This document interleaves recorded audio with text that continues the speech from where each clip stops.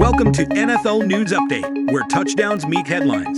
Stay in the game with the freshest NFL updates. This is your quick dive into football fervor. Trey Hendrickson requests trade from Bengals. Team says it won't move him. Another Bengal has added his name to the trade request ledger. Defensive end Trey Hendrickson requested a trade out of Cincinnati, although the team told him it won't move him. NFL Network insider Tom Pelissero reported on Wednesday per sources. Hendrickson currently has 2 years remaining on his current deal. He is set to make $14.8 million in 2024 and $15.8 million in 2025, but neither year has any guaranteed money attached and both count more than $18 million against the Bengals cap. Thus, Hendrickson is looking to force Cincy's hand for more security, either through a new deal or a trip to a new team. If the Bengals were to trade him before June 1, it would cost $7.8 million in dead money with $12.3 million in cap savings. A post-June 1 trade would mean a dead money hit of $5.2 million, but cap savings of $15 million per over the cap. The 29-year-old has been a massive presence for the team since signing in 2021 after spending his first 4 NFL seasons with the Saints. He's made a Pro Bowl in every campaign as a Bengal, and thanks to a career-high 17.5 sacks last season, now has 39.5 through his last 3 years, almost doubling his 20 with New Orleans. Hendrickson becomes the second high-profile name to request a trade from the team this offseason. Wide receiver T. Higgins, currently slated to play on the franchise tag, asked for one in March.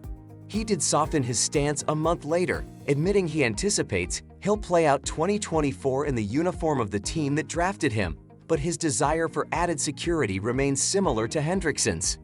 Hendrickson's tenacity makes him a natural fit for nearly any team and any scheme.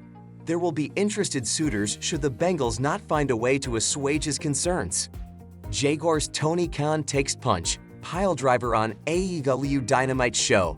Tony Khan's status for the Jacksonville Jaguars' 2024 NFL draft obligations could be questionable.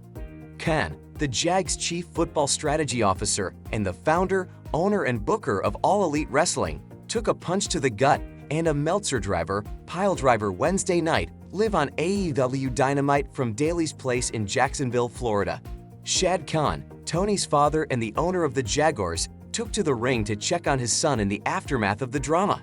It's all part of an angle, professional wrestling storyline, of course, but it was shocking nonetheless as Tony Khan has never been physically involved in AEW. To that extent, and his father's appearance added more realism to the stunning end of the show.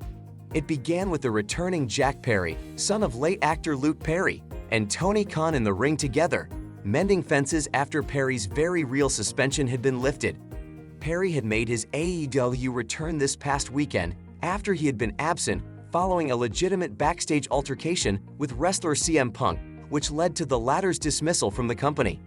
Blurring the lines between storyline and reality once again on Wednesday, Perry's embrace with Khan was all for show as he delivered a punch with a microphone to Khan's breadbasket, felling his boss in the process.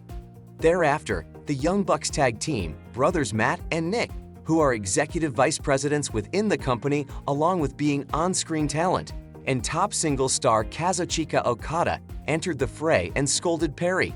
Once more, it was only a ruse, as Matt scooped up Khan and held him in position for younger sibling Nick to take to the top rope, fly off into a front flip and come down to spike the helpless Khan. As could be expected, Khan was protected well in the maneuver by the Bucks, revered workers within the business for nearly 2 decades. What unfolds next could come Saturday in AEW's weekly Collision and Rampage offerings. That's also Day 3 of the NFL Draft, which kicks off Thursday from Detroit with Round 1. The Jaguars currently hold the No. 17 overall pick. Whether head coach Doug Peterson and general manager Trent Baalke can count on Tony Khan recovering from the heinous attack by Perry and the Young Bucks on Wednesday in Duval remains to be seen. RB Ezekiel Elliott, Cowboys met Wednesday about possible return. A reunion might be in the works in Dallas. Running back Ezekiel Elliott and the Dallas Cowboys met Wednesday about a potential return, NFL Network insiders Ian Rappaport and Tom Pelissero reported. There is no deal in place, but the parties are in talks.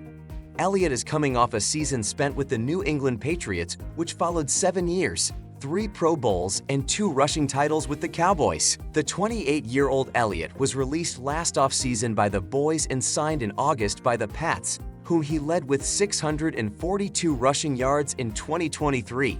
Elliott, who averaged 3.5 yards per carry, ran for 3 touchdowns, and had 51 receptions for an additional 313 yards, is hardly the bulldozing chain mover he once was, but it's still an intriguing possibility.